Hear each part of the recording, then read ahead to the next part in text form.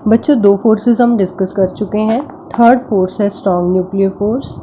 Strong nuclear force is exist inside the nucleus. नाभिक के अंदर होता है ये बल।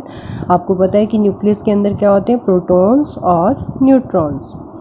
तो प्रोटॉन प्रोटॉन में, प्रोटॉन और न्यूट्रॉन में, और न्यूट्रॉन न्यूट्रॉन के बीच में जो फोर्स ऑफ अट्रैक्शन होता है उसी को हम क्या कहते हैं, स्ट्रॉन्ग न्यूक्लियर फोर्स।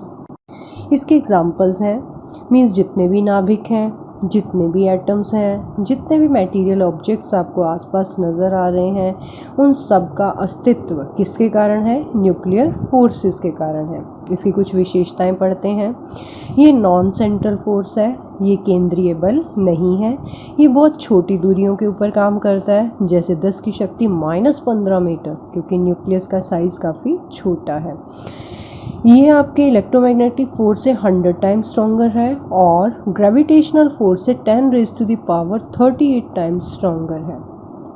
ये इन्वर्स स्केयर लॉ को ओबे नहीं करता, मीन्स इसके फोर्स के फॉर्मूले में आर स्केयर नहीं आता नीचे, आर की पावर हायर्स आती हैं काफ़ी, r⁷7 और 8 आता है। ये अट्रैक्टिव है, आकर्षण बल के रूप में होता है। ये चार्ज के ऊपर निर्भर नहीं करता। अगर चार्ज के ऊपर निर्भर करता तो प्रोटॉन और प्रोटॉन को रिपेल करना चाहिए था, लेकिन ये चार्ज के ऊपर निर्भर नहीं करता।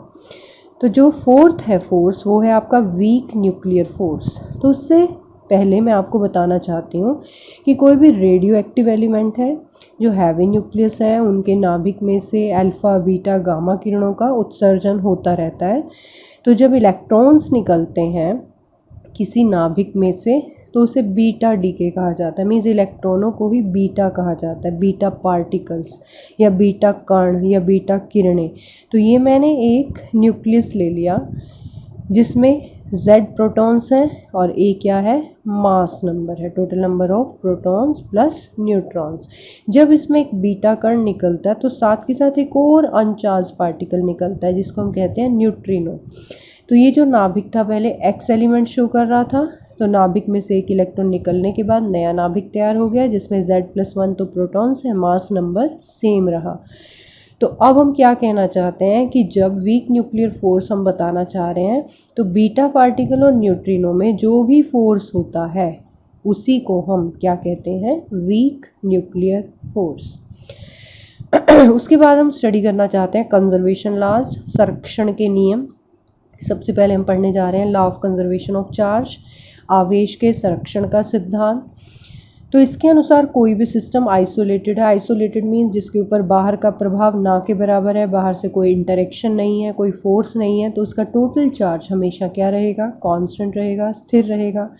तो इसको सिद्ध करने के लिए हमने एक ग्लास की छड़ ले ली, सिल्क का कपड़ा ले लिया, एक दूसरे से उनको रब कर दिया, तो ग्लास रोड अपने कुछ इलेक्ट्रॉन जो है वो लूज़ कर लेती है, मीन्स ग्लास इलेक्ट्रॉन के इलेक्ट्रॉन कहाँ चले जाते हैं, सिल्क के कपड़े के ऊपर। तो ग्लास के ऊपर क्या आ जाएगा, पॉजिटिव चार्ज, और सिल्क के कपड़े के ऊपर नेगेटिव चार्ज। तो अगर हम रबिंग से पहले देखें, ग्लास की रोड के ऊपर कोई चार्ज नहीं, सिल्क के कपड़े के ऊपर कोई चार्ज नहीं। जब हमने रबिंग की तो ग्लास के ऊपर आ गया पॉजिटिव चार्ज, सिल्क के ऊपर आ गया नेगेटिव चार्ज। तो सिस्टम का चार्ज बिफोर रबिंग क्या है, 0। आफ्टर रबिंग एक का जितना नेगेटिव है दूसरे का उतना ही पॉजिटिव है, तो -Q + Q 0। तो कहने का मतलब रबिंग से पहले का टोटल चार्ज और रबिंग के बाद का टोटल चार्ज इक्वल है। तो इससे हमें क्या पता चला कि चार्ज हमेशा कंजर्व रहता है। सेकेंड लॉ है law of conservation of energy, ऊर्जा के संरक्षण का सिद्धांत, जो आप पहले से पढ़ चुके हो। ऊर्जा को ना तो हम नष्ट कर सकते हैं ना हम उत्पन्न कर सकते हैं, लेकिन इसके एक रूप को दूसरे में बदल सकते हैं। या कोई भी हमारे पास आइसोलेटेड सिस्टम है, उसकी टोटल एनर्जी, कुल ऊर्जा का मान हमेशा संरक्षित रहेगा। तो जैसे इलेक्ट्रिकल जनरेटर है, एक्चुअल में ये जनरेटर नहीं है, अल्टरनेटर होना चाहिए। ये ऊर्जा के एक रूप को दूसरे रूप में बदल रहा है, ये ऊर्जा के यांत्रिक रूप को विद्युतीय रूप में बदल रहा है। नेक्स्ट है law of conservation of linear momentum, संवेग के संरक्षण का सिद्धांत। तो कोई भी आइसोलेटेड सिस्टम है जिसके ऊपर बाहर से कोई बल काम नहीं कर रहा, तो उसका कुल संवेग का मान हमेशा क्या रहता है, संरक्षित रहता है। मैंने आइसोलेटेड सिस्टम की डेफिनेशन लिखी हुई है। जो आपके संवेग के संरक्षण के सिद्धांत के उदाहरण क्या हैं, जैसे रॉकेट प्रोपल्शन है, रॉकेट ऊपर जाता है, धुआं नीचे जाता है, तो ये भी किसके ऊपर आधारित है, संवेग के संरक्षण पर। आप गन से फायर करते हो, बुलेट आगे जाती है, गन पीछे की तरफ जाती है, तो ये घटना भी किसके ऊपर आधारित है, law of conservation of momentum. Now law of conservation of angular momentum. Angular momentum का मतलब होता है कोणीय संवेग, कोणीय संवेग के संरक्षण का सिद्धांत। इसमें हम टॉर्क की बात करेंगे, घूर्णन बल की बात करेंगे।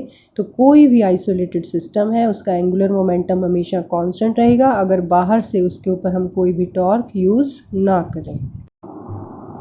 जैसे प्लैनेट्स रिवॉल्व करते हैं around the sun in an elliptical orbit, तो उनके मोशन के दौरान उनका एंगुलर मोमेंटम क्या रहता है, कांस्टेंट, क्योंकि प्लैनेट और सन के ऊपर बाहर से कोई भी टॉर्क या घूर्णन बल काम नहीं कर रहा। लास्ट है law of conservation of mass energy. Einstein ने दिया था ये लॉ कि मास और एनर्जी आर इंटर कन्वर्टिबल। मास को हम ऊर्जा में बदल सकते हैं, ऊर्जा को मास में बदल सकते हैं, तो इसी को हमने कहा law of conservation of mass energy. तो आइंस्टाइन ने एक रिलेशन दिया था, E is equal to mc square, c is the speed of light, m is the mass, E is the energy. इसी प्रिंसिपल के सिद्धांत के ऊपर काम कर रहे हैं आपके एटॉमिक और न्यूक्लियर बॉम्ब। बॉम्ब एक मटेरियल के रूप में होता है, लेकिन जब उसका ब्लास्ट होता है तो वो मास डिसअपीयर हो जाता है और क्या अपीयर हो जाती है, एनर्जी। तो इससे क्लियर हुआ कि मास को हम एनर्जी में कन्वर्ट कर सकते हैं। आपका नेक्स्ट चैप्टर है यूनिट्स एंड मेजरमेंट। इसमें सबसे पहले हम डिफाइन कर रहे हैं फिजिकल क्वांटिटी, जिसको आप हिंदी में कहते हो भौतिक राशि। कोई भी क्वांटिटी जिसको आप प्रत्यक्ष रूप से या अप्रत्यक्ष रूप से माप सकते हो उसको हम कहते हैं फिजिकल क्वांटिटी। जैसे किसी वस्तु का द्रव्यमान है, लंबाई है, समय है, क्षेत्रफल है, घनत्व है इत्यादि। मेजरमेंट, मेजरमेंट मतलब मापना। It is a process of comparison of given physical quantity with other standard quantity of same type. मापना जो प्रक्रिया है एक प्रकार की तुलना है। कोई हमें स्टैंडर्ड क्वांटिटी दी हुई है, सेम टाइप की दी हुई है, उससे जब हम अपनी वस्तु की तुलना करते हैं तो उसी को हम क्या कहते हैं, मापना।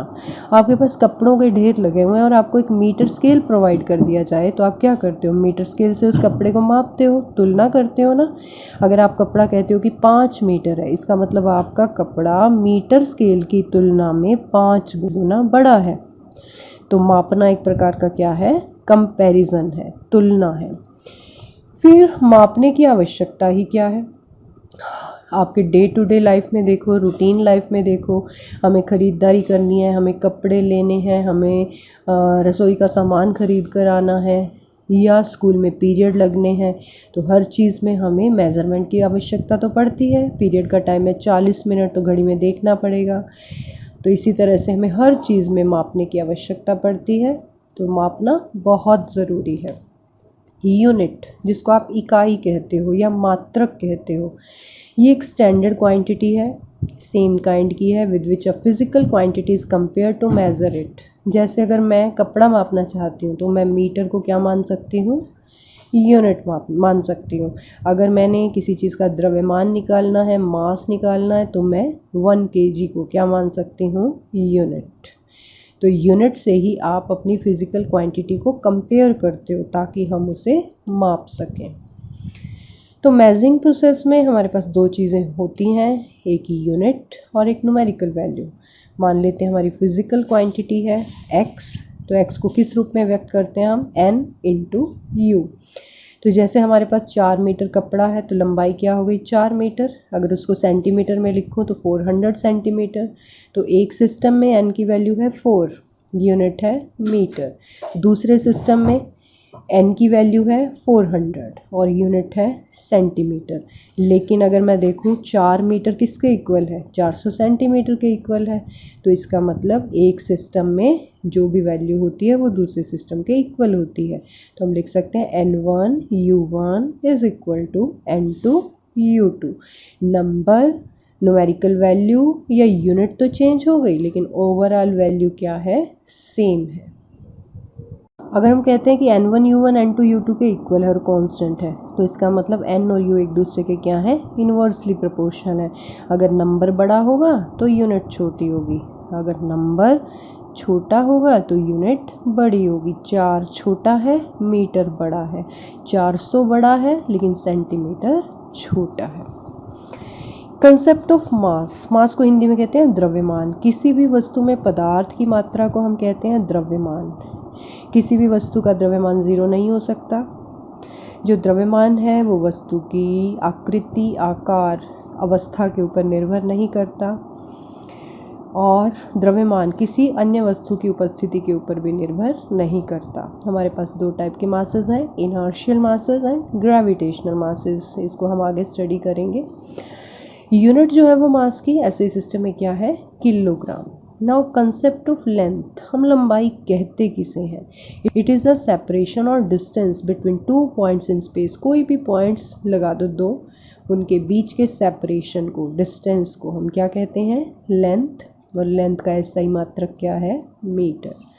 कंसेप्ट ऑफ टाइम, आइंस्टाइन ने कहा कि टाइम क्या है, जो हमारी क्लॉक रीड करती है, जो हमारी घड़ी पढ़ के बताती है ना, वही क्या है, समय है।